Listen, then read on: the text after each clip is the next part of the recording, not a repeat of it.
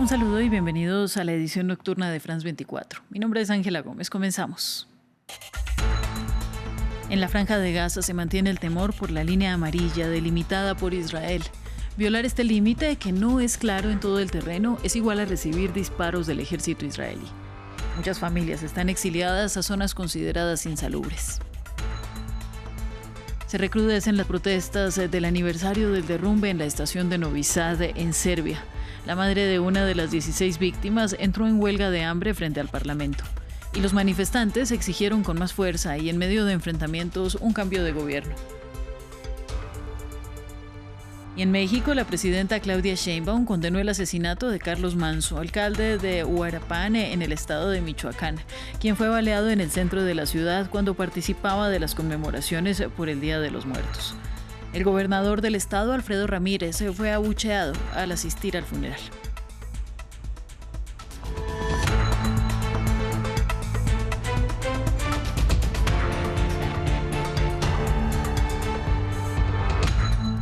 Comenzamos en la Franja de Gaza. La realidad de palestinas y palestinos sigue siendo escalofriante debido a la imposibilidad incluso de llegar a las ruinas de sus hogares y recuperar algunas de sus cosas, ya que se encuentran del otro lado de la línea amarilla delimitada por Israel. El temor aumenta entre los locales debido a que una violación a esta demarcación implica que las fuerzas israelíes respondan con disparos. Por lo que muchas familias instalaron sus tiendas de campaña en zonas consideradas insalubres, como un cementerio. Martín Gripo nos amplía. El peligro de cruzar la línea amarilla. En medio del débil alto al fuego en la Franja de Gaza, gazatíes siguen con temor a ser atacados. Muchas personas no pueden regresar a las ruinas de sus hogares, debido a que sus casas se encuentran dentro de la línea amarilla delimitada por Israel, y cualquier violación a esta demarcación perimetral es respondida con disparos. Se está trazando una línea amarilla prohibiendo el acceso a la gente, porque hay casas más allá de la línea amarilla a las que no pueden llegar para recoger su ropa de invierno, porque por la llamada línea amarilla estamos creando un campamento con una línea amarilla y una línea verde. La línea verde, que representa puntos seguros, está activa y la amarilla se creó para que nadie pueda acceder. Equipos de la Cruz Roja y rescatistas egipcios son los únicos habilitados a cruzar esta línea amarilla. Israel autorizó que en esa zona se busquen los cadáveres de rehenes israelíes que aún no fueron entregados. Hamás advirtió por la dificultad de localizar cuerpos en medio de la destrucción. En otro punto de Gaza, un cementerio es ahora un campamento de desplazados. Cuando se pone el sol, los niños se asustan y no quieren salir. Tengo 4 hijos pequeños y les da miedo salir por los perros que hay en la noche y por los muertos. Les dan miedo las tumbas. La vida es muy difícil, a pesar del alto el fuego. No hemos podido volver a nuestras casas porque están en zona de peligro. Las agencias de ayuda humanitaria denuncian que las condiciones de vida siguen siendo preocupantes. La falta de alimentos, agua potable y otros suministros esenciales siguen siendo escasos.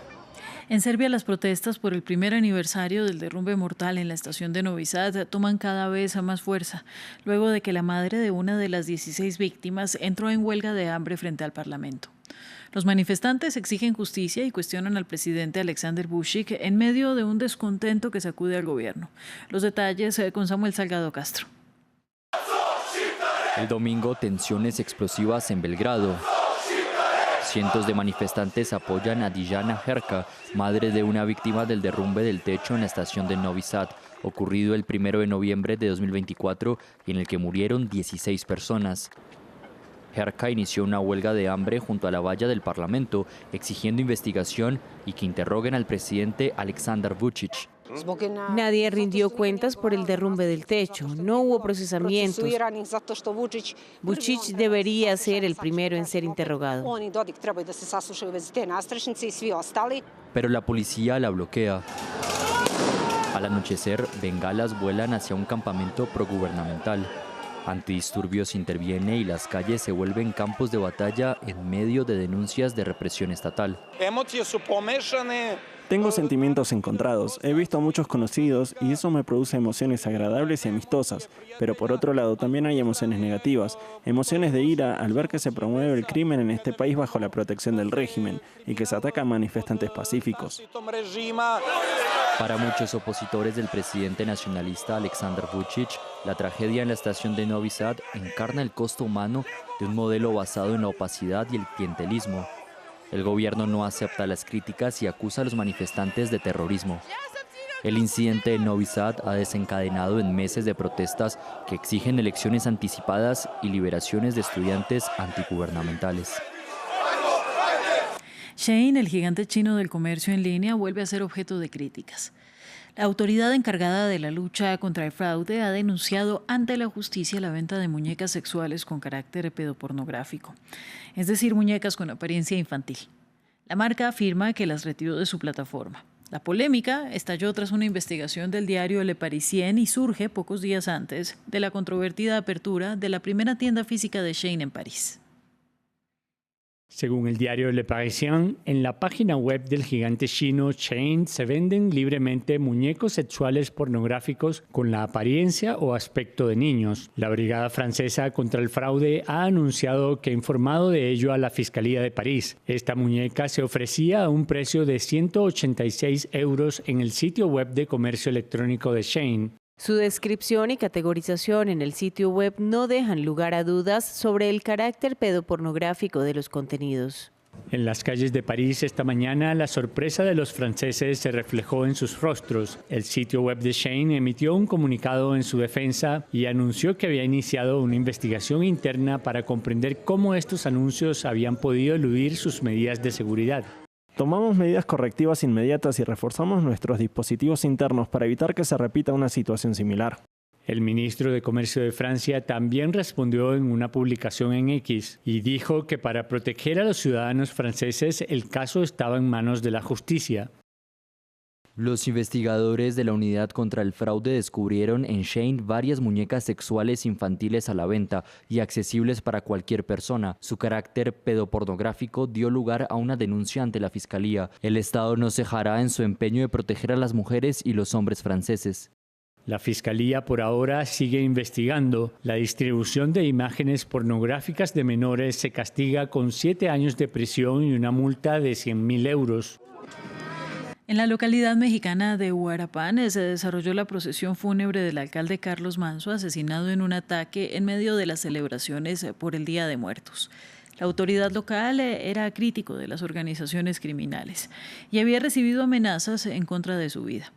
El gobierno mexicano advirtió que investigará hasta encontrar a los culpables. Ramiro Cueva Arberena nos amplía. Estas son imágenes de la última aparición con vida de Carlos Manso, alcalde de Uruapan. Minutos después, en medio de la celebración por el Día de Muertos, fue asesinado por sicarios. El hecho reflota el problema de la violencia contra políticos. Condeno con absoluta firmeza el vil asesinato del presidente municipal de Uruapan, Carlos Manso. Expreso mis más sinceras condolencias a su familia y sus seres queridos, así como al pueblo de Uruapan ante esta irreparable pérdida. Hoy convoqué al Gabinete de Seguridad para garantizar el apoyo a Michoacán y que no haya impunidad. Este domingo se desarrolló la procesión fúnebre, donde concurrieron cientos de habitantes de la localidad. Según informó el ministro de Seguridad, Omar García Harfuch, ya localizaron al atacante, aunque su identidad aún no fue revelada. Condenamos enérgicamente este crimen y tengan la certeza de que no habrá impunidad. Como en otros casos, llegaremos hasta las últimas consecuencias para que este acto cobarde sea plenamente esclarecido y todos los responsables sean detenidos. Manso era alcalde de Uruapan desde septiembre de 2024.